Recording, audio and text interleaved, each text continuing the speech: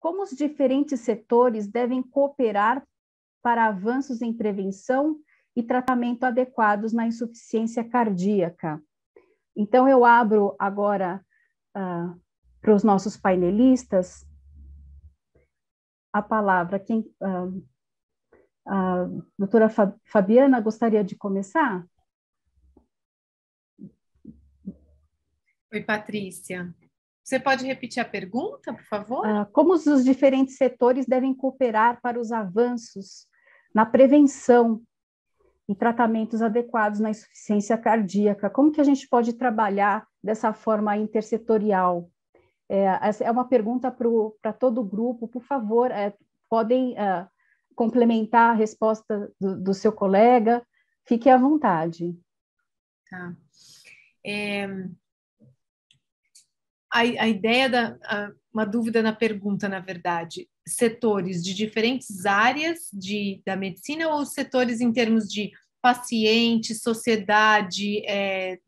Eu acho que isso são duas coisas diferentes, assim, né? A gente poderia ter uma inter-relação entre as diferentes áreas, por exemplo, a nefrologia, a endocrinologia, tentando unir, e isso tem sido cada vez mais frequente, né? Alguns fóruns de cardiometabolismo, porque essas doenças estão muito interrelacionadas, né? Tanto que a aprovação de medicamentos para diabetes hoje precisam ter um foco em desfechos cardiovasculares e não apenas em controle glicêmico. Então, isso eu já considero um grande avanço aí em termos de definição. E, ao mesmo tempo, tem a questão de entender o que o paciente precisa, passar a mensagem para o paciente, porque muitas vezes, em insuficiência cardíaca especificamente, o paciente pode ser nosso aliado. Se ele entende melhor o que acontece com a doença, ele consegue nos ajudar a tratá-lo. Isso é uma coisa bastante importante, porque, como a Bruna falou na fala dela, a gente precisa de uma mudança de estilo de vida da família, não é só do paciente, né? Controle de líquido, controle de dieta, uma série de coisas em que, se o paciente entende o que está acontecendo, ele vira seu parceiro no tratamento. E isso vale para hipertensão, isso vale para diabetes, isso vale para uma série de coisas que vão prevenir insuficiência cardíaca. Eu acabei respondendo nos dois cenários, porque eu não sei exatamente o que a pessoa que perguntou queria dizer. Excelente, excelente, doutora Fabiana. O doutor Álvaro levantou a mão e depois o doutor Francisco. Por favor. Então, a pergunta é boa, mas a resposta, se ela for simples, tem grande chance dela estar errada, né? Inclusive todos nós aqui. Não é à toa que o mundo se depara com essa dificuldade de implementação na prática clínica. Então, primeira coisa, nós ainda não sabemos a solução ideal. Isso é um ponto. Quando nós não temos a solução ideal, isso vale como raciocínio clínico. Todas as vezes que tem uma demanda não atendida, pesquisa tem que ser feita. E ao longo dos anos, né, e tem algumas características, a gente ficar mais maduro, para não falar ficar velho, tem algumas tentativas que elas nos ensinam. Então, reuniões para a gente decidir o que deve ser feito não é sinônimo de ação implementável. Muitas vezes nós corremos o risco, né, e às vezes não tem nada intencional, de que fizemos uma reunião, produzimos um documento, como esse que nós vimos recentemente, e está simplificado o processo. Passou longe, mas muito longe. Então, o ponto que a Fabiana comentou muito bem, de criar uma coalizão. Então, a palavra é uma palavra boa, né? Coalizão, um grupo de pessoas imbuídas no mesmo propósito para resolver uma questão que realmente tem um impacto e é uma necessidade não atendida. E quando nós falamos em prática clínica, essas coalizões, elas têm que ir muito além do ambiente médico, profissionais de saúde, deve certamente envolver governo e talvez, eu estou levantando como possibilidade, pessoal, isso não passa pelo governo federal, nem tampouco no estadual, isso passa pelo governo municipal. E aquilo que o Francisco Saraiva comentou muito bem, isso tem que ser discutido na via final comum, na capilaridade que já existe no nosso sistema. Então, essa coalizão deve envolver o governo, deve envolver a iniciativa privada, deve envolver sociedade e pacientes, deve envolver, mas não, vírgula, né? Pelo amor de Deus, para produzir mais um documento. Não é isso que nós precisamos. E tem um outro aspecto, né, que o Francisco falou um pouco rápido, mas nós temos um projeto aqui, dentro da cidade de São Paulo, junto com a Fundação Novartis, Better Heart, Better Cities, e é para controle pressórico da hipertensão arterial. No início, eu confesso que eu olhei e falei, será que isso vai dar certo? Ouvindo a perspectiva da população. E aí, o entendimento do que é hipertensão arterial, vamos fazer um copy-paste, o entendimento do que é insuficiência cardíaca. A partir daí, entendendo o que é a gravidade, as consequências e os tratamentos que vão ser ofertados. Uma vez que o paciente entenda, e para ele entender no nosso diálogo, é tentar ver como ele sugere que isso tem que ser comunicado com seus pares. E vai numa linha totalmente diferente do que nós estamos acostumados, na frente do paciente, numa consulta, ou eventualmente num grupo de pacientes, passar o nosso conhecimento. Sai, mas não chega. E algumas coisas, né? Teve envolvimento de escola de samba, time de futebol e um concurso de rimas em escolas. Eu confesso, olhando isso, eu ia dizer, não, isso aqui não é o habitual, está muito heterodoxo para o meu gosto. E isso daí surtiu efeito do entendimento da população. Então, nós precisamos pensar um pouco fora da caixinha, fazendo um diagnóstico situacional. Primeiro, por que nós não estamos implementando? Diagnóstico situacional da parte do médico profissional de saúde. Porque, vou dar um exemplo, às vezes a pessoa não tem conhecimento, às vezes não tem uma diretriz simplificada, não essas diretrizes, eu faço parte, tá? Das nossas sociedades, que são verdadeiros compêndios e livros, textos que não têm como ser implementados, não tem, é denso, aquilo é para uma atualização. Diretriz tem que ser uma coisa de 2 páginas, baseada em evidência, mas mensagem para levar para casa. Então, veja um diagnóstico situacional. Por que não estamos implementando? Médico, profissional de saúde, sistema de saúde, lê-se governo e o paciente. Tendo uma fotografia, aí nós vamos corrigir de que maneira? Eu volto a sugerir, não dá para implementar sem a gente testar o que funciona. Tem saúde digital, tem várias maneiras, mas testar, pilotar isso, prototipar para falar, no Brasil, isto aqui melhorou a adesão terapêutica dentro da insuficiência cardíaca. Uma vez que foi prototipado, você joga para o Brasil e escala isso para um nível maior. Eu tenho receio de nós só produzirmos reuniões, documentos e não testarmos lá na frente o que funciona e o que não funciona. Então, tem aí uma abertura, estou finalizando, para testar a ciência da implementação nas nuances que tem no nosso país, nas nossas regiões, antes de nós falarmos que é uma desculpa que não é ideal. O paciente não entende. Nós explicamos, mas o paciente não segue o tratamento. Deve ter uma razão, né, pessoal? Por que o paciente não entende? Por que ele não segue o tratamento? Não é apenas insuficiência cardíaca. Hipertensão arterial é assim, fibrilação arterial é assim, dislipidemia é assim. Então, acho que precisa gerar informações antes de implementar. É isso. Continuando a fala do Álvaro, e acho que essas situações se complementam, eu retomaria uma técnica milenar, que talvez seja a base da cultura humana, que se chama educação. E eu não quero fazer disso aqui um drama, um romance, mas eu pergunto, se eu pusesse o Álvaro num município aí de 30 mil habitantes, a Fabiana num outro de 20 mil, o Beck num outro que tem aí 5 mil habitantes, com a cesta que tem no SUS, com aquilo que o governo propiciou, particularmente para o tratamento da insuficiência cardíaca e mesmo o diagnóstico. Eu não preciso de neurohormônio para fazer diagnóstico de insuficiência cardíaca. Ele é complementar. Eu tenho certeza que esses profissionais eles teriam um controle máximo dos seus pacientes. E aí, qual é a diferença do Álvaro, do Beck, da Fabiana, de todo o nosso pessoal da rede? Formação. Eu não tenho a menor dúvida de que, se nós tivéssemos um investimento maciço, não em novos medicamentos, mas sim em educação, nós valorizaríamos muito mais aquele simples raio-x de tórax, mesmo sem eco, o indivíduo fala, esse paciente tem insuficiência cardíaca. E nós teríamos vindo um pouco para trás, muito melhor controle da hipertensão, do diabetes, da dislipidemia, do excesso de peso, e nós evitaríamos a tragédia que, obviamente, vai acontecer daqui 1, 2 ou 3 décadas. Então, acho que assim, o primeiro ponto é a educação. O governo tem investido milhões em tratamentos. E eu não estou discutindo as políticas atuais de governo, eu estou discutindo investimentos. Nós temos hoje, na rede, sacubitril valsartan, subutilizado. Agora nós estamos incorporando inibidor de SGLT2. Eu faço um desafio se esses medicamentos vão ser utilizados de forma adequada. Nós temos um novo conceito, para muitos, que é a insuficiência cardíaca com fração de ejeção preservada. Qual é o clínico que já ouviu falar disso? Então, como é que nós vamos discutir uma nova incorporação de bula se sequer o clínico valoriza? E aí a culpa é do paciente que não toma remédio? Ora bolas, se eu mesmo não sei o que eu estou fazendo. Então, assim, qual é a grande mensagem? A sociedade tem que se organizar. Para quê? Para educar. Ou o Canadá, o Reino Unido, a Espanha, a Alemanha estão todas erradas e nós estamos certos. Eram esses os meus comentários.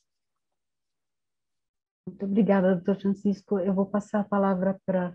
Desculpa, eu não vi quem que levantou a mão primeiro, mas doutora Bruna e depois o senhor Paulo, tudo bem? Por favor. Eu acho que foi o Paulo que levantou a mão primeiro. Não importa. Fica à vontade, Bruna, por favor. Tá bom, obrigada. Enfim, agora a Patrícia me chamou de doutora Bruna, eu acho até estranho, porque eu não sou doutora médica, mas eu sou doutora em Educação e Saúde, meu doutorado em Educação e Saúde, então me agrada muito escutar o que o doutor José Francisco e o doutor Álvaro falaram sobre a educação, porque eu realmente acredito que educar é o que vai fazer a gente mudar o nosso cenário de saúde, tanto para adesão a tratamento, quanto para a gente ter equipes profissionais melhores capacitadas para o atendimento. Eu realmente acredito na força que a gente tem na atenção primária e nos nossos agentes de saúde, que muitas vezes são os primeiros que vão ver sinais e sintomas de patologias e que vão poder nos ajudar a entender. E aí uma questão que eu até fui anotando algumas coisas, assim, por que o nosso paciente não adere ao tratamento? Porque a gente não está sabendo o contexto social em que ele vive. A gente não escuta qual é a realidade de vida dele e a gente espera que ele vá no consultório, pegue o medicamento, vá para casa e tome. Mas a gente não sabe todo o entorno, né, tudo que acontece nessa rotina desse paciente para que ele realmente tenha adesão ou não. E aí veio uma pergunta aqui no chat que assim, é a mais importante, a prevenção, educar os pacientes ou educar os médicos? Eu acho que é um processo duplo, né? A gente tem que educar nossa população para ela entender que, por exemplo, uma das questões que a gente traz dentro da CDD que a gente percebeu é que para a maioria das pessoas, depois de uma certa idade, eles acham que a insuficiência cardíaca é uma coisa inerente à idade. Não é uma doença a ser tratada, a ser prevenida. É inerente à idade, assim como a osteoporose, que é uma outra patologia que a gente trabalha, as pessoas acham que é uma coisa inerente à idade. E não é. Então, a gente tem que educar nossa população para entender o que é uma doença, por que ela precisa ser tratada, como prevenir para que ela não piore, e por que é importante prevenir? Porque as consequências podem ser fatais. Então, assim, a gente precisa educar a população para isso, mas a gente precisa educar a nossa comunidade médica, nosso sistema de saúde também para receber esse paciente e entender as rotinas e o contexto social desse paciente, dessa pessoa, que ele não é só aquele diagnóstico, né? Ele não é só aquela pessoa que está ali na frente, no consultório, naquele momento. Ela tem uma vida inteira, então a gente precisa entender por que ela não está aderindo ao tratamento. E aí, bom, enfim, vamos pesquisar, vamos escutar o paciente, vamos fazer todo esse estudo. E aí, pensando um pouco na primeira pergunta, que era dessa união, eu acho que uma questão importante é a gente aproveitar os conselhos que a gente tem de saúde, os conselhos de sociedade civil. Hoje a gente é membro do Conselho Nacional de Saúde, mas se a gente pensar no município, os conselhos municipais de saúde, eles têm um potencial incrível de fazer trabalhos próprios para aquele contexto social do município e fazer trabalhos junto com os profissionais daquele município. Então, a gente usa muito pouco o Conselho Municipal de Saúde. A gente pensa sempre no âmbito federal, que é muito mais difícil, porque a gente tem que entender, né, um país de dimensões imensas, mas o Conselho Municipal também pode ser um grande aliado para a gente, para esse processo de educação e saúde. Eu acho que, passando aí a palavra para o Paulo também. Muito bom, Bruna. Obrigado. Eu queria começar só retomando um termo que eu gosto muito do Dr. Álvaro, que é a ciência da implementação. É algo que você sempre traz nas discussões, e é um ponto que para mim é fundamental, porque na saúde nós temos sim essa dificuldade, mas nós vemos isso, acho que em todas as áreas, é um pouco do ser humano. A gente tem alguns colegas na nossa área comercial aqui, que eles são menos refinados, e eles falam de acabativa. Nós temos muitas iniciativas e poucas acabativas. E é algo que a gente se esforça muito para conseguir satisfazer, apesar de nem sempre ter sucesso como a gente espera, né? Vejo como um grande benefício, voltando para a pergunta, a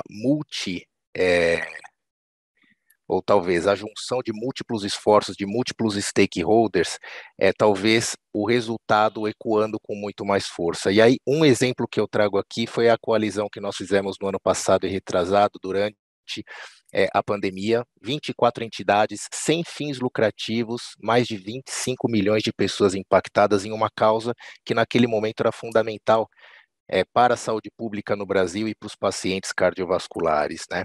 E se tem um ponto que eu acho que o Covid trouxe como favorável, se é que nós podemos dizer dessa forma, é a abertura. É a abertura pela integração, pela colaboração de entidades privadas, mas também de entidades públicas. Então, antes, muita dificuldade em discutir, em avaliar possibilidades com o Ministério da Saúde, com os conselhos, CONAS, CONASEMS, e nós vemos atualmente ampla abertura, inclusive a busca, né, pelo know-how. Nós, por exemplo, aqui na Baylor, nós temos 70 anos com experiência no combate de doenças cardiovasculares, então alguma coisa certamente a corporação pode agregar, assim como a sociedade civil, assim como as entidades técnicas, assim como os órgãos públicos. Então, recentemente, né, inclusive estávamos discutindo com o próprio CONASEMS como levar educação para os quase 5.600 municípios no Brasil, como integrar as sociedades técnicas nessa discussão de uma forma satisfatória, enfim, tudo com uma única finalidade. E aí, Bruna, isso acho que está muito incorporado no seu discurso, que é suportar o paciente. Acho que primeiro o profissional de saúde, o médico, com a finalidade de melhorar a qualidade de vida do paciente e auxiliá-lo a superar as barreiras que ele enfrenta para acessar o tratamento que precisa. Obrigada, Paulo. Doutora Fabiana, por favor. Eu queria falar um pouquinho, acho que tentando juntar um pouco do que todos os meus colegas já falaram, assim, quando a gente fala em por que será que os guidelines ou as diretrizes não são implementadas, certamente tem mais de um motivo para isso, né? Um deles, o que talvez tenha sido mais falado, é a questão da educação do nosso médico, né? Como o doutor Saravia falou, se a pessoa que está ali na ponta é a que tem o conhecimento bem amadurecido, a chance é maior. Então, acho que esse é o primeiro fato, talvez ter medidas que façam com que esse conhecimento chegue até o profissional que está ali na ponta. A gente vê assim nos congressos ou nos fóruns pequenos de discussão, em geral são pessoas que se repetem, as que vão lá assistir, né? E não, então você parece que está falando a mesma coisa para o mesmo público, quando a gente tem que falar as mesmas coisas para um público muito maior. Então, acho que esse é um primeiro fator. O segundo fator é o paciente entender o que está acontecendo, entender a importância de cada etapa, a importância, o que vai fazer de diferença usar determinado medicamento ou fazer um estilo de vida melhor. Fica tudo muito vago, às vezes, ele não compreende 100% disso. A terceira coisa é ter disponibilidade de uso. A gente tem uma série de arsenal terapêutico que não está disponível para todo mundo, né? Então, algumas estratégias que você conseguiria fazer no setor privado, no setor público você não consegue, porque a acessibilidade ao medicamento não existe. E a terceira questão, e a quarta questão que eu vejo é o seguinte: nós, cardiologistas, principalmente, estamos muito preocupados com os desfechos clínicos, os desfechos de estudos focados principalmente em mortalidade. Esse é o nosso foco primordial. Mas para a visão do paciente, nem sempre esse é o foco principal, né? O foco principal na visão do paciente é não ter falta de ar, é não internar, é estar melhor clinicamente. Então, enxergar também da perspectiva do paciente. Então, por exemplo, ele toma um medicamento que deixa ele hipotenso, tudo bem que o doutor falou que ele vai viver mais, mas ele vai viver mais caindo, entende? Então, ouvir do paciente quais são os problemas e tentar readequar o seu tratamento para onde é que está tendo problema que eu não estou conseguindo usar aquela medicação na dose máxima. Talvez porque eu esteja dando muito diurético. Então, esses ajustes, se a gente não ouvir a queixa que o paciente está trazendo para a gente não consegue devolver para ele de um jeito que ele possa compreender, fazer ajustes para depois, na via final, conseguir atingir doses plenas de determinados medicamentos. Então, só assim um cenário, tentando fazer um panorama de tudo que eu ouvi e um pouquinho do que eu acho, assim, de por que a coisa não chega, por que a gente não implementa, e não é só no Brasil, né? Se a gente lê publicações do Get With the Guidelines, a porcentagem de uso em dose otimizada de medicamentos dos guidelines é baixa também fora do Brasil, né? Não é só aqui que esse problema acontece. Eu gostaria só de pegar o gancho, peço licença um pouquinho. Bruna, você poderia falar um pouquinho a visão do paciente? Eu digo assim, que eu também fui cuidadora de uma pessoa com insuficiência cardíaca. Infelizmente, meu pai faleceu e foi uma luta. Sempre quando eu falo de hipercolesterolemia familiar,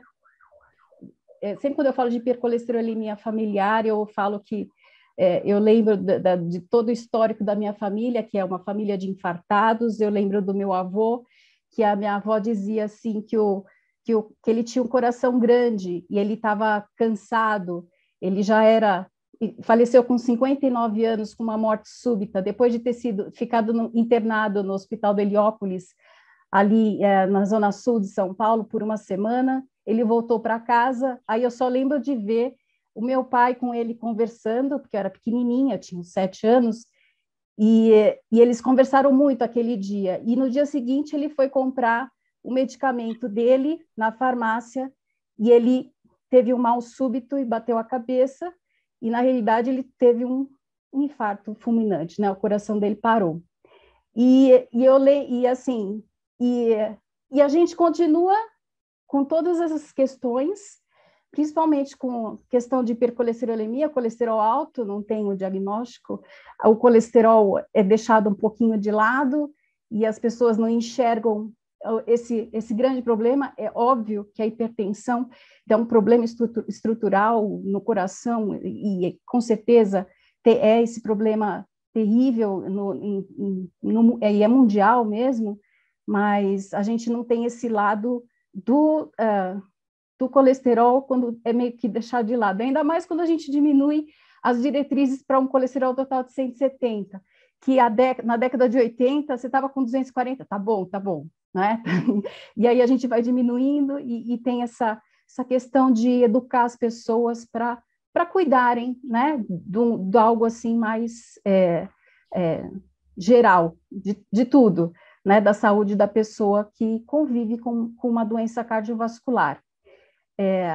E eu estava falando para a gente poder ter esse olhar também do cuidador, da pessoa que convive com a doença e que realmente ela não aparece, porque a primeira síncope do meu pai foi aos 44 anos, e aí você não tem nada, e no dia seguinte estava tudo bem, e aí foi diagnosticado com depressão, cansaço e tal, né? Mas como que a gente faz para enxergar esse paciente, como essa pessoa chega na atenção primária, como que ela vai ser cuidada, né, para evitar a morte cardiovascular, onde que essa pessoa está alocada? Ela está na atenção primária, na secundária, ou sempre está lá na porta? Porque meu pai vivia na porta do hospital, né? E toda hora medicando e mandando embora, e não encontrava, né? Não tinha saída, não tinha um acompanhamento, né? Ele sempre foi do SUS.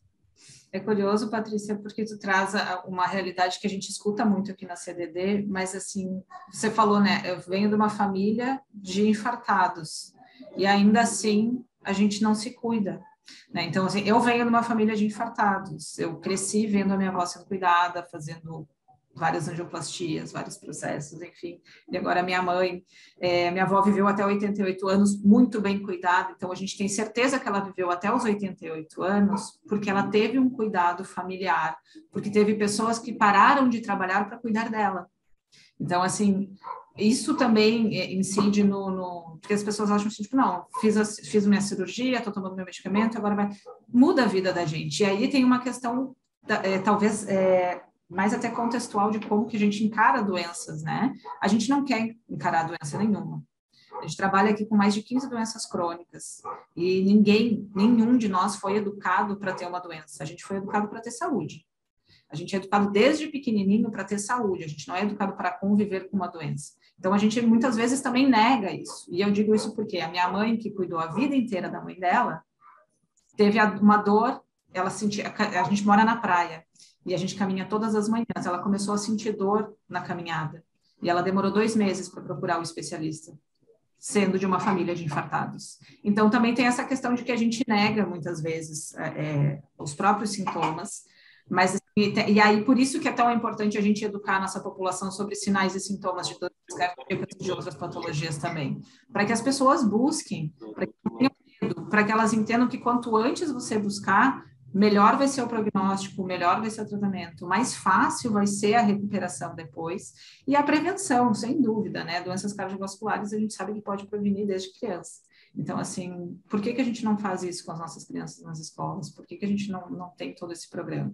Então, eu acho que aí voltamos para a educação, né? Toda uma questão da gente conseguir educar a nossa população para entender que é um problema, é uma doença, é evitável e a gente pode fazer muita coisa, né? Então, eu acho que assim, não adianta. Assim, eu uso a saúde suplementar e a saúde pública. A minha patologia base é a esclerose múltipla, uma patologia que não tem como eu me tratar só na saúde suplementar, eu preciso da saúde pública, ainda bem que existe a saúde pública. E as pessoas também dizem muito que assim, é ruim, vai no SUS é ruim, e eu posso dizer que a minha avó se tratou pelo menos 40 anos da vida dela só na saúde pública. Então, assim, existem exemplos muito bons, sim, do tratamento na saúde pública, de uma sobrevida muito grande, né? Mas aí também vai uma parceria do médico-paciente, do paciente ter a consciência, tomar consciência das mudanças de vida. Então, assim, a minha família inteira tem uma alimentação muito balanceada e, assim, eu digo, isso foi ótimo para mim e para os meus primos, porque a gente cresceu assim, né? Mas quantas pessoas vão ter possibilidade de ter uma alimentação balanceada no nosso país? Também tem isso. Então, aí voltamos para a questão contextual, né? É óbvio que a gente é melhor comer carne branca, verdura, salada, mas na atual conjuntura a maioria das pessoas vai comer macarrão com salsicha, gente, porque é o que dá. Então, a gente tem que pensar nisso também. Muito obrigada, Bruna. Eu interrompi o pensamento do Dr. Francisco e do Dr. Álvaro. Eu só queria... por favor. Dr. Francisco? Acho que caiu. Ele deu uma parada. Dr. Álvaro, por favor, quer complementar? E depois eu queria chamar o Dr. Luiz. Eu queria também fazer um comentário. Chico, vai primeiro, então. Depois eu falo. Dr. Francisco, pode começar. A hora que ele descongelar, né? Deixa eu seguir. Oi, vocês me ouvem? Sim, Chico, sim, se sim. conseguir falar, fale agora. Ai, travou de novo. Deixa pra... eu tenho um comentário, tem tanta coisa importante. Tem muita coisa importante sendo falada, e só para pensar algumas coisas, né? Nós temos... Acho que eu estou sem áudio. Nós temos boas sugestões, né, que via saúde da família, sugestões não, publicações, né, você consegue implementar muita coisa e melhorar a qualidade assistencial na doença cardiovascular. Insuficiência cardíaca, nesse ambiente nós estamos discutindo, não é do paciente hospitalizado, mas tem que ser capilarizado para unidades básicas de saúde, e quando a gente comenta isso, o médico que está atendendo, ele não precisa ser cardiologista, ele precisa ser capacitado em tratar essas condições mais comuns. Essa é uma coisa que eu penso que não é essa diferenciação que tem que ter cardiologista nesse cenário, senão nós não vamos tratar a insuficiência cardíaca no Brasil. Isso é um ponto. O segundo, quando foi comentado sobre o desfecho de interesse do paciente, é uma tendência, é fundamental, mas eu coloco uma vírgula, desde que seja assegurado que o tratamento traga o benefício confirmado. Fundamental o desfecho orientado para o paciente, mas desde que a gente tenha confirmação. O que eu digo é que os nossos estudos, da maneira como eles são desenhados hoje, planejados hoje, eles levam em pouca consideração o interesse do paciente. Então, é um complemento de desfecho que nós precisamos ser. Eu sei que não foi falado isso pela Fabiana, e não nós buscamos uma substituição, senão a gente volta naquilo que faz 30 anos que a gente luta para não usar o desfecho substituto em detrimento do desfecho clinicamente relevante. Mas tem que ser usado sim. E último comentário, nós temos aí exemplos, né, familiares de consultório, mas vamos talvez, né, assumir aqui que nós precisamos de entender melhor essa questão de por que a diretriz não é implementada na prática clínica. E diretriz, né, volto a dizer, estou repetindo, é um documento extremamente denso. A gente precisa publicar a diretriz, é um documento de consulta, mas ele não é uma ferramenta de implementação na prática clínica. Passou muito longe. Então, essa simplificação da diretriz é quase que uma obrigação da sociedade médica para que isso seja utilizado por diversos médicos que estarão, eventualmente, dentro da atenção básica. Senão, nós vamos complicar ao invés de simplificar. Eu acho, só bem rapidamente, gente, porque não tem verdade. Nós pregamos para convertidos. O segundo ponto, eu não tenho a menor dúvida de que aquilo que a nossa colega e educadora trouxe é fundamental. E se não houver políticas públicas, pode esquecer. Os países que conseguiram reduzir a obesidade na infância e na adolescência, eu não vou ficar falando aqui de inúmeros exemplos, foram aqueles em que as políticas públicas foram determinantes e foram incisivas e foram assertivas. O governo tem um papel muito importante nisso. O governo brasileiro conseguiu diminuir muito o tabagismo comparado com vários países da Europa. Por quê? Porque houve uma política de combate ao tabagismo. Outro exemplo exitoso do Brasil foi a prevenção e combate à AIDS. O Brasil foi referência para a Organização Mundial, porque houve uma política focada nessa questão. E o que eu vejo nas não transmissíveis é a coisa um pouco mais solta. E aqui eu dou aquele último exemplo, Álvaro, que você vai se identificar muito com ele. Quando a gente participa de estudo clínico, o SUS, olha só, 90% dos meus pacientes em pesquisa clínica, talvez um pouco menos, são do SUS. E esses pacientes retiram medicamentos no SUS. E quando vem os relatórios internacionais de aquisição de metas, seja do LDL, seja da pressão arterial, o que a gente vê? Que a gente manda muito bem, olha só, no paciente do SUS, que retira o medicamento na unidade básica. E por quê? Porque o médico ele é um influenciador. E hoje, quando a gente pega a equipe de saúde da família, eles têm uma capacidade de influenciar a comunidade muito forte. E se nós tivermos, então, os influenciadores junto com o Estado, eu vejo que nós daríamos um grande passo. Agora, isso não é um modelo a ser testado. Esse é um modelo que avançou muito em alguns lugares e outros não. E o Brasil mesmo tem exemplos exitosos disso. Então, eram esses os meus comentários. Muito obrigada. Doutor Luiz, você poderia trazer um pouquinho dessa questão do tratamento das pessoas, da adesão ao tratamento, como que nos seus resultados, né, que é da dificuldade do manejo da pessoa com insuficiência cardíaca, que a gente está falando muito de educação e como que a gente poderia trabalhar melhor com esses resultados para uma ação mais efetiva.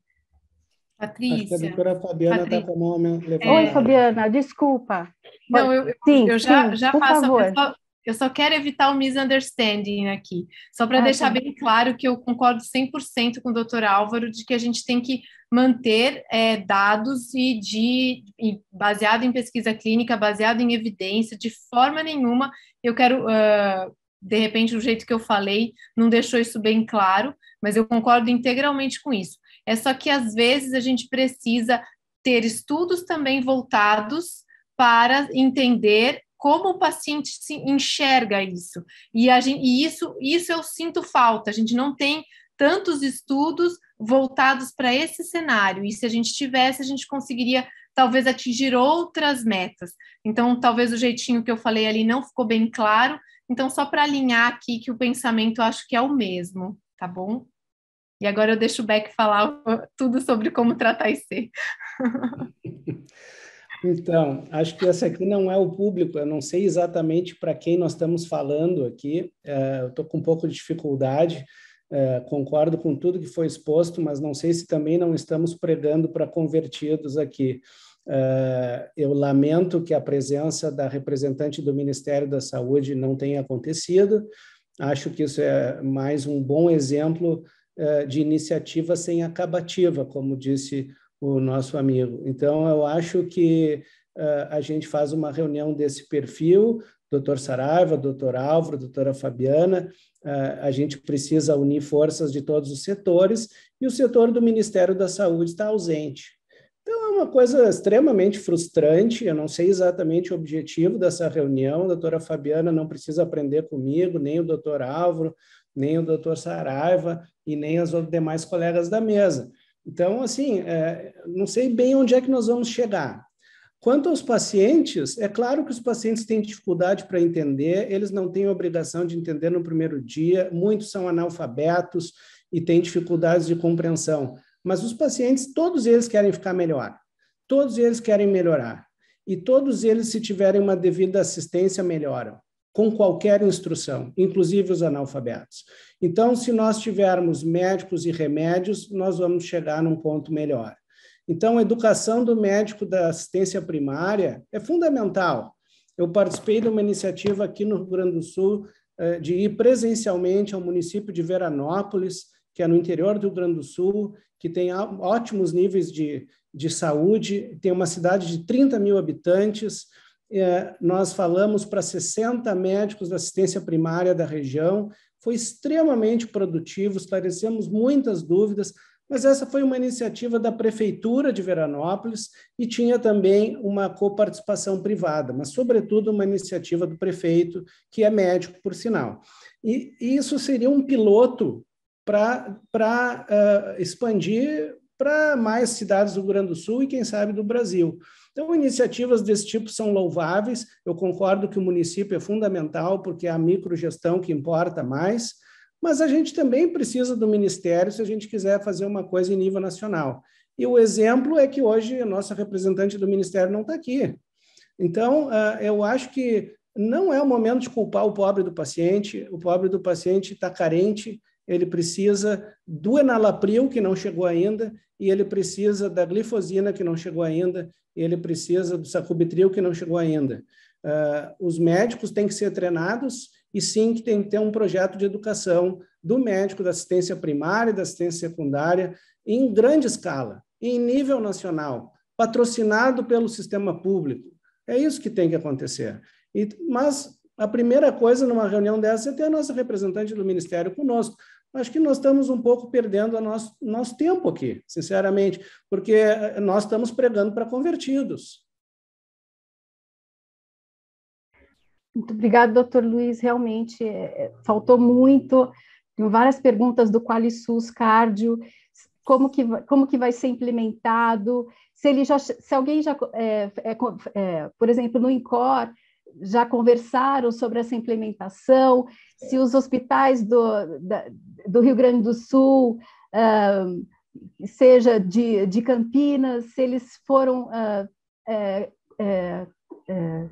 avisar, se vocês já se voluntariaram para poder participar dessa grande, de todos esses recursos para poder cuidar da pessoa com doença cardiovascular, e sabendo da demora dos exames essenciais para poder cuidar da pessoa, pelo menos que infartou, que está lá na unidade de base, lá aguardando um cateterismo em outra unidade. Então, são questões super importantes que deveríamos estar conversando aqui com o Ministério da Saúde. Eu passo a palavra para o doutor Álvaro, por favor. Eu assino embaixo, né, o que o Beck comentou, e como você trouxe o assunto do QualiSUS, vamos só pensar o seguinte: se o reembolso é baseado em performance, em desempenho, Em hipótese alguma, pode ser voluntário. Não faz sentido nenhum ser uma participação voluntária quando, na verdade, você vai repassar baseado em métrica. Então, esse é um ponto. Isso aí não tem uma opção de ser, olha, se você quiser, você participa. Então, nós não estamos falando a mesma língua. Né? Não é uma opção. Tratar correto do paciente, eticamente, você tem que usar aquilo que tem à sua mão e o que está comprovado. O segundo ponto que eu vejo é que ele está com hospitais selecionados. É um bom começo, mas nós temos o Brasil inteiro. Senão, a gente vai só mostrar alguma coisa em alguns hospitais que são razoavelmente diferenciados. E o terceiro e último ponto é que nós temos que aprender a desligar o botão de provocar evento que leva o paciente ao hospital. Eu sou de hospital terciário. Então, nós fazemos trombólise no AVC, nós fazemos angioplastia primária no infarto, mas qual que é o ideal? É deixar de chegar a infarto, é deixar de chegar a AVC. Então, o foco moderno, o foco contemporâneo é a atenção primária. Só que está faltando um nome mais bonito. Infelizmente, não tem sex appeal quando a gente fala em atenção primária. Dá a impressão, vai ser coisa básica, isso é coisa generalista. Nada disso. Isso é coisa para reduzir o ônus da doença cardiovascular no Brasil. E sem passar pela atenção básica, nós não vamos fazer nada. Vamos continuar em hospitais terciários, desenvolvendo uma série de coisas, o que é bom, é louvável, mas é insuficiente e nós não estaremos cobrindo. Só o ponto que não deveria ser voluntário. Isso deveria ser algo a ser implementado, checado, rechecado, e só assim melhora a qualidade assistencial. Excelente, doutor Álvaro.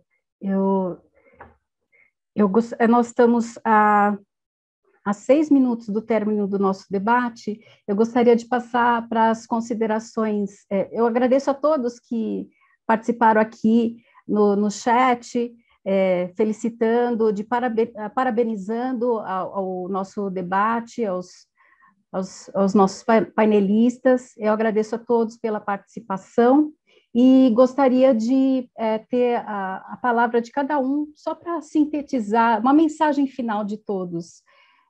Eu vou começar com o doutor Francisco, porque ele está em trânsito, pode cair a qualquer momento, então, por favor, doutor Francisco. Olha, de um lado você pode me interpretar, por que esse cara não ficou em lugar só? Mas de outro, respondo, eu fiz questão de participar desse fórum. E para mim ele foi essencial. Então eu peguei o que eu tinha de melhor tecnologia, mas infelizmente 5G foi só para o Planalto, que aliás não está presente nessa reunião, né? Talvez a tecnologia a nosso favor possa nos ajudar um pouco mais. Eu queria concluir primeiro parabenizando, agradecendo e dizer que, de fato, nós só vamos conseguir avançar com aquilo que a gente fala comumente no cotidiano do SUS, que é chamado controle social, que são sociedade organizada, mais equipes técnicas, que são as equipes de saúde, mais o governo caminhando na mesma direção. Do contrário, nós vamos estar perdendo o nosso tempo e efetivamente apontando o dedo uns para os outros e assim por diante. Posso dizer que hoje nós podemos fazer investimentos gigantescos na área da saúde, apoiando tudo aquilo que nós temos de conceitos e aquilo que o Álvaro tantas vezes trouxe, que foram assim as indicações das diretrizes. Mas nós temos um grande problema. Se nós não educarmos de uma maneira e capacitarmos e qualificarmos toda esta cadeia, nós estamos perdendo o nosso tempo. Eu tenho aqui vários exemplos, e eu não vou me prolongar, de medicamentos que foram jogados no balde, que foram comprados pelas autoridades públicas, porque não souberam ser utilizados. Eu digo isso de insulinas, de anticoagulantes, de fibrinolíticos, entre outros. E, diante desse conceito, nós não podemos mais perder tempo. É preciso fazer uma coalizão, sim, mas uma coalizão que envolva sociedade, governo e, de novo, equipes técnicas para que a gente possa apontar o facho do norte. Há condições de fazer isso, nós engatinhamos. Quero parabenizar mais uma vez o fórum, agradecer aqui os nossos colegas que fizeram essas apresentações brilhantes e aos nossos patrocinadores, que em nome aqui do Paulo, eu faço todo o meu agradecimento a quem deu suporte a essa reunião. Muito obrigado, pessoal. Muito obrigada, doutor Francisco. Doutor Luiz Beck, poderia seus comentários finais, mensagem? Bom, obrigado. Eu acho que, pensando numa mensagem final, eu quero dizer que nos últimos 10 anos do tratamento da deficiência, há 10 anos atrás nós tínhamos um tratamento no sistema público semelhante ao tratamento no sistema privado.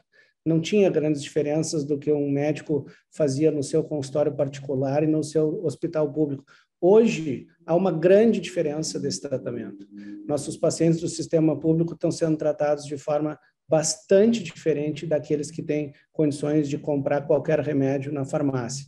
Então, esse é o terreno que nós temos que trabalhar de acesso aos medicamentos que são benéficos, inequivocadamente benéficos, e claro que na outra ponta é necessária a educação dos médicos em todo o seu espectro, começando na assistência primária. Então, acho que esse é o terreno de trabalho. Existe hoje realmente um degrau entre o acesso de medicamentos para insuficiência cardíaca no sistema público e no sistema privado.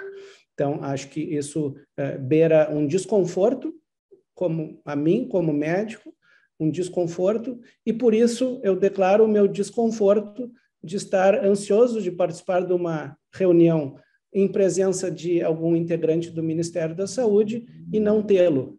Me causa uma certa frustração. Mas isso não nos deterá de continuar batalhando que a gente consiga uma melhor distribuição desses recursos.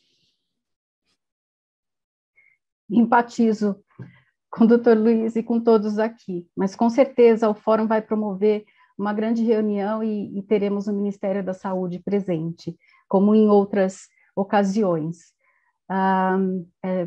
Doutora Fabiana, por favor.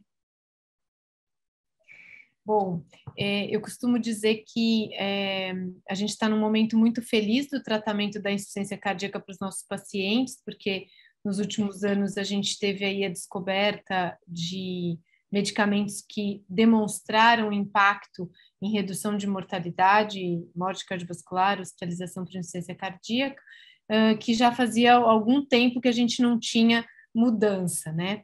Agora, a grande questão é se fóruns como esse chegarem a surtir efeito em implementação e dar acesso aos nossos pacientes de maneira inequívoca, que seria o melhor cenário, né? Que tudo que a gente aprendeu de ciência nos últimos anos, que possa, de fato, chegar até o nosso paciente, independente de que setor ele está sendo avaliado. Acho que essa é a principal mensagem. Se a gente conseguir estratégias para que isso chegue até o nosso paciente, investindo em educação do médico que o atende, investindo em acessibilidade à medicação, investindo em uma série de coisas que permitam isso, vai ser, acho que esse é o que todo mundo pensa que seria o propósito final, né?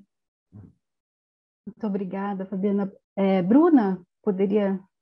doutora Bruna, porque você também tem o título de doutora. Não tem necessidade, não, Patrícia, mas obrigada. Eu queria agradecer, primeiramente, o convite para participar desse debate. Eu fui convidada nos 45 do segundo tempo e gostei demais de participar. Eu acho que a gente precisa debater, sim, precisa dizer o quanto seria importante ter alguém do Ministério da Saúde aqui, sim, porque, enfim, a gente sabe o quanto a gente debater isso, não ir para frente, acaba sendo bastante frustrante, muitas vezes, mas pensando no que a doutora Fabiana disse agora por último, né, a gente evoluiu muito nos tratamentos em insuficiência cardíaca, mas isso não está chegando para todo mundo. Eu quero trazer talvez uma palavra que para mim é muito importante em saúde, que é a equidade. Enquanto a gente não tiver um acesso que permita que todos os pacientes tenham realmente acesso a todas as terapias, a gente não vai ter uma equidade em saúde. Então, se a gente pudesse pensar justamente nisso, nessa equidade, nesse diálogo entre as diferentes esferas, e é por isso que seria importante ter o Ministério da Saúde aqui para participar desse diálogo, porque é um ecossistema que existe o público, existe o privado, existe a sociedade civil que tem que participar, existe a comunidade médica que tem que participar, mas a gente precisa ter esse diálogo para promover a equidade. Enquanto uma das partes ou algumas das partes não se dispor a sentar na mesma mesa para conversar sobre isso, a gente não vai conseguir ter a equidade, porque é isso, a gente vai ficar rodando batendo na mesma tecla sem conseguir nenhuma nota, né? Mas é isso, eu queria muito agradecer a possibilidade de participar desse debate com vocês todos. Obrigada. Muito obrigada por vir e por participar. Senhor Paulo, primeiro, já agradecemos, mas agradeço novamente pelo suporte da Behringer para que esse webinar acontecesse. Muito obrigada. Nada a agradecer, Patrícia. Eu acho que é mais do que responsabilidade de todas as entidades que estão aqui de buscar a melhora da situação dos pacientes, nesse caso, que tem a situação de insuficiência cardíaca, é nossa responsabilidade cívica perseguir isso também. E aí eu sou muito alinhado ao ponto do Dr. Luiz. Vamos continuar lutando para que as discussões sejam produtivas e que todas as entidades que deveriam e que podem estar numa mesa de discussão para que os planos sejam efetivamente implementados, participem efetivamente. Final de tarde de uma sexta-feira, o assunto é denso, mas eu acho que ele foi tratado com leveza. Se o nosso tripé defendido é público, privado e terceiro setor, o nosso tripé ficou realmente um pouquinho defasado aqui. Então, está lançado o desafio, Patrícia, para você, para o Mark, de nós termos uma nova rodada com esse timaço que está aqui hoje, de novo, né, quase 6 horas da tarde da sexta-feira, mas envolvendo, sim, pessoas do Ministério da Saúde, por que não CONAS e CONASEMS, que estão com alguns técnicos nos acompanhando, eu recebi algumas mensagens de alguns deles, mas na mesa de discussão, por uma troca franca, produtiva de opiniões, né, e que a gente saia, assim, com algumas possibilidades de implementação que vão efetivamente mudar potencialmente a vida dos pacientes, tá? Então, agradeço muito e está lançado aí o desafio. Obrigado. Obrigada. Com certeza, contem conosco. Doutor Álvaro, suas considerações finais? Qual defesa de tese, né? Quando você é o último ou penúltimo a comentar, tudo já foi discutido e a gente fala, concordo com todos, mas né, alguma informação eu gostaria de comentar. Uma que, nesse caso, vale a pena repetir o que o Beck falou, né? É sintomático, né? Você tem pessoas que concordam em participar, temos aqui pessoas altamente atarefadas, que trabalham tanto na assistência como na geração de evidência, que incluíram né, essa tarde de sexta-feira para poder participar, imbuídos do quê? Pensando em melhoria de qualidade assistencial para os pacientes. Então, isso deve ser o pensamento também, ou supostamente também, do Ministério. Então, é algo a ser considerado que deveria estar aqui. O segundo ponto é que essa sequência, nós estamos no caminho certo, né? Nós geramos a evidência, temos bons projetos de pesquisa e talvez né, a insuficiência cardíaca, juntamente com a doença coronária, talvez as duas sejam as áreas que têm mais evidência científica robusta e sólida. Poucas áreas têm tanta informação científica a ponto de você contar com um arsenal terapêutico que a gente se orgulha, eu pelo menos me sinto assim, numa prescrição que você tem pelo menos 5 ou talvez 5 a 6 medicações baseadas em evidência científica e você fala, eu sei que eu estou fazendo certo, meu paciente vai viver mais e melhor graças a isso. É uma área que merece ser realmente cumprimentada e aplaudida. Então, nós estamos no caminho certo na geração, mas dentro da disponibilidade do medicamento, né? Isso é uma coisa importante. E depois da adesão do paciente que passa por sua compreensão, nós estamos no meio da tarefa, né? A tarefa de gerar é fundamental. Não tem como implementar o que não é confirmado. Mas nós não podemos parar agora e simplesmente falar, tá aí a diretriz, agora tem que implementar. Não, tem ciência por trás disso e devemos nos envolver. E, por fim, isso não é uma sugestão, mas é uma reflexão, porque senão vai achar que nós somos contra o avanço da ciência. Mas apenas por uma reflexão. Se nós pararmos durante 10 anos, 2022 a 2032, e não vamos mais realizar nenhuma pesquisa clínica. Nós vamos cuidar nesse período apenas, não é pouco, mas da implementação do conhecimento existente. No final, nós vamos salvar muito mais vidas por termos apenas dedicado o nosso tempo na implementação do conhecimento existente. Então, não podemos confundir que gerar evidência é a via final, temos que implementá-la. E temos métricas, né? Porque hoje, como esse é o comentário final, como nós temos aí muita discussão teórica, muita percepção, muita intuição, não adianta. Tem que ter métrica para saber o que estamos fazendo, só se melhora aquilo que é conhecido. E sem métricas nesse país, nós não estamos sabendo para que caminho nós estamos indo, para onde nós estamos indo. Então, ter métrica pode ser em território nacional, pode ser regional, pode ser municipal, não importa. Precisamos dessas métricas para saber se realmente estamos fazendo aquilo que é esperado de nós. Mas muito obrigado pela oportunidade de participar desse evento com todos vocês. Da mesma forma. Muito obrigada, doutor Álvaro, muito obrigada a todos. Doutor Luiz Beck, estreando aqui, seja muito bem-vindo e esperamos mais vezes a sua participação. Doutor Francisco Saraiva, em trânsito, agradeço imensamente a sua disponibilidade, sempre atento às nossas reuniões. Doutor Álvaro Avesno, também, muito obrigada por sua participação, todos sempre trazendo excelente conhecimento. Doutora Fabiana, também estreando aqui, muito obrigada, seja muito bem-vinda sempre. Doutora Bruna Rocha, agradeço demais pelo último minuto que aceitou a participação, sempre enriquecedor, o CDD. E senhor Paulo Facina, muito obrigada mais uma vez pela participação. E agradeço também a todos que participaram, comentando e fazendo questionamentos que foram explanados durante o nosso evento. E tenham um bom final de semana e na certeza que a gente não para por aqui. Até o próximo encontro.